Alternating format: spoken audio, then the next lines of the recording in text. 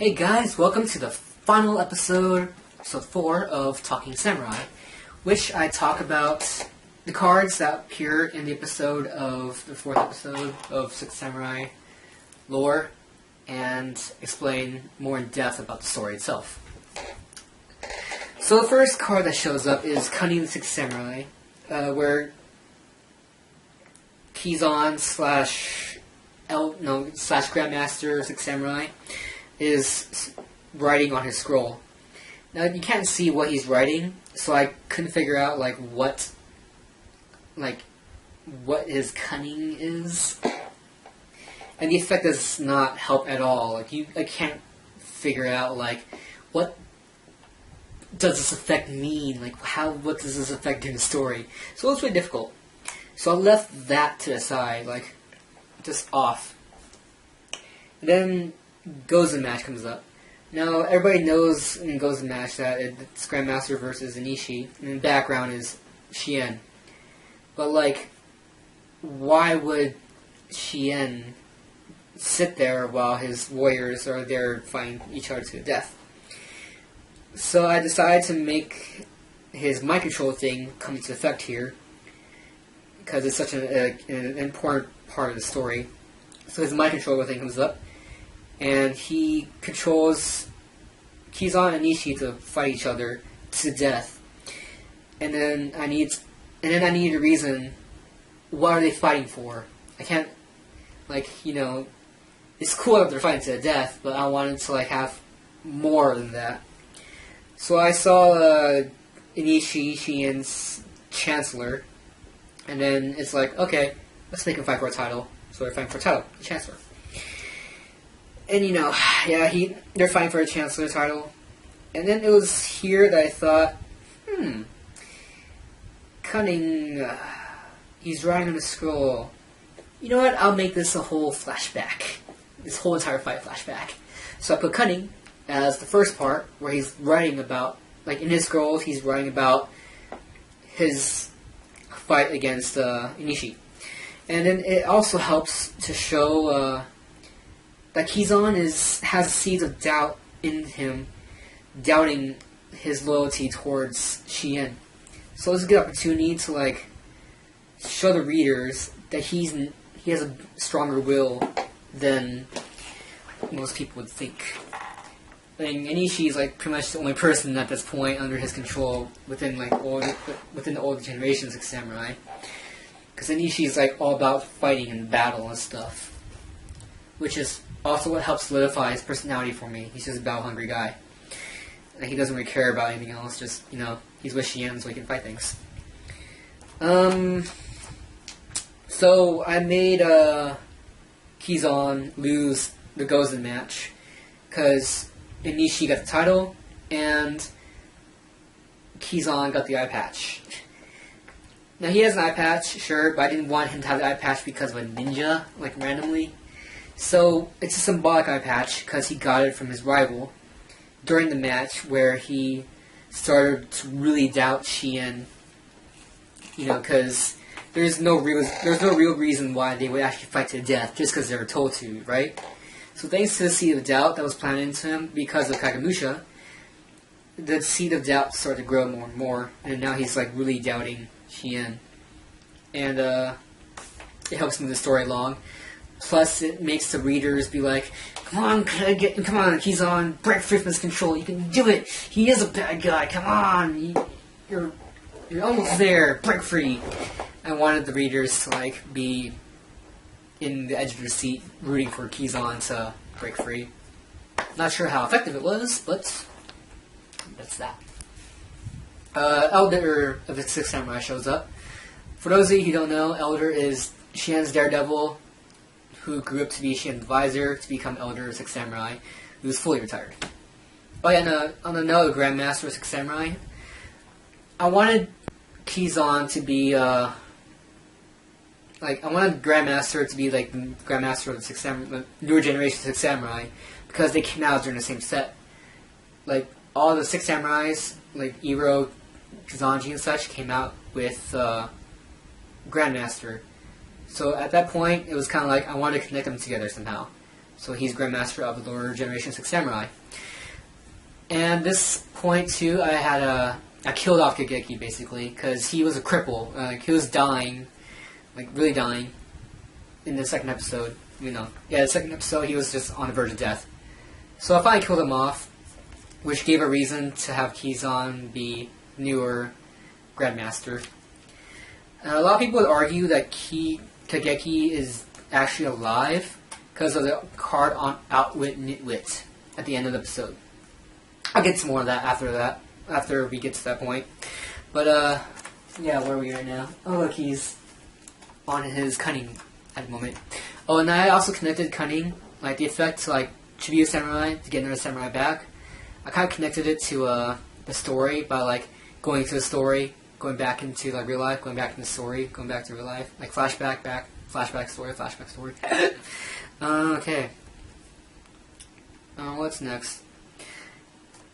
So I needed somebody to get him out of the room, like, to stop, writing on his scroll. So I had Foot Soldier to come in, so I could help advance the story along. It could have been Squire, but, Squire already had 2 notes of screen time, while Foot Soldier only had 1 note of screen time. So I gave Foot Soldier another note of screen time. That's really the only reason why he's there. And there's really nobody else. I mean, I could have used, somebody from newer generation, but I just didn't. Had to be somebody. It was Foot Soldier. And if you look closely at the background, you can see posters of swordsmen. The far left one is Sengoku Basara's Datsun Masamune. The second one is Roronoa Zoro. And the third one is Kirito from Sword Art Online. If you notice a pattern, Grandmaster has 1 sword, Kirito has 2 swords, Kirito has 2 swords, Zoro has 3 swords, Datsun Masamune has 1, 2, 3, 4, 5, I think he has 6. Either 6 or 8 swords. But that was like the kind of the theme I was going with his posters. He's not an otaku, I just wanted to like have him there, just to have posters. An Easter egg, if you will. Moving on. Okay, so we have Shien's Shadow. Well, first off, Shogun Shien, he's there. You know he's there. He's gonna die. Spoilers. Shien's Shadow now. This was a hard one. So, to figure out how to put him in the story, I had to break him apart. Luckily, I didn't need to, because Wikia already did it for me. So, Shien's Shadow. If you look closely at the hair, he has the exact same hair as Kagemusha. If you look closely at the pendant, he has the pendant that Shinai wears. If you look at the armor, it's the Tenkabito armor. Not really hard to put together in the story now. Looking at Shadow really solidified what I wanted to do with the story. So I had to make it up somehow. Spirit possesses the body of Kagemusha, and now he's wearing Tenkabito Shien's armor. And that helped make the story. Yeah, that's also like the main reason why I killed off Kagemusha. Like he died because he needs to be possessed by a spirit. He can be fully possessed if he's still alive. So it's because of Shadow that it helped move the story a great lot. And at this point in the story, it's many years later after Shinai possessed Kagemusha, like many years. And this gives a lot of time for Shinai to train and like hone his skills with Kagemusha's body. So that's the reason why Shadow can hold up against Shien, even though supposedly it's a decaying body with a spirit that hasn't fought in like a year, versus Shien, who's like already top dog and has been fighting for a very long time. Another good excuse is that Shien hasn't been fighting for a bit either, because the newer Generation 6 Samurai is basically doing all the work for him. So kind of like, here's Shadow, here's Shien. Their power levels are the same now. Yeah. Six Scrolls to Samurai, I couldn't really figure out what to do with that because it summons Shien. Like, Six Scrolls, it was hard. So I decided to just, put it there in that scene where he busts out his scrolls to help Shien fight by summoning the newer generation Six Samurai. Because, Six Scrolls, the Grandmaster has the power to control the Six Samurai, so his scrolls are there to summon the Six Samurai. And the effect is you special summon the Shien from your deck. So I figured, you know what, let's just replace that effect with helping Shien. In the end, I negated that his effect. I negated the Six Scrolls effect to summon the samurais because of this scene, Standoff. Noah says no samurais. So Standoff has Shogun Shien and Xiao Xian in a standoff, and in the background has Grandmaster and Anishi. That also helps solidify the whole story altogether of what characters I want to input into this particular episode. And it's a standoff. Small room, they're in a fight, they're even. And if you zoom out, pretty soon it's going to zoom out, but you see Hand, Mizuho.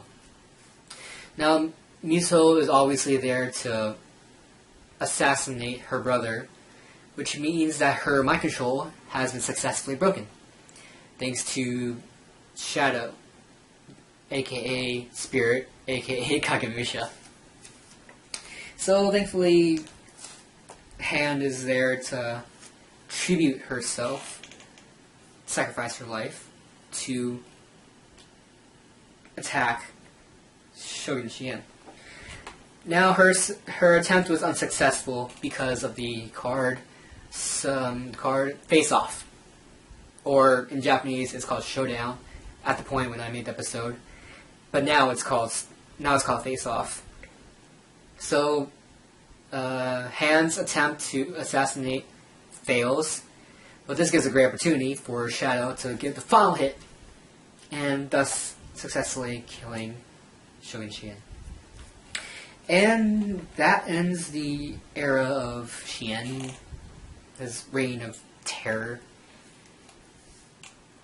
And, yeah. Now it was after that there's one card left, which I could not figure out where to put anywhere.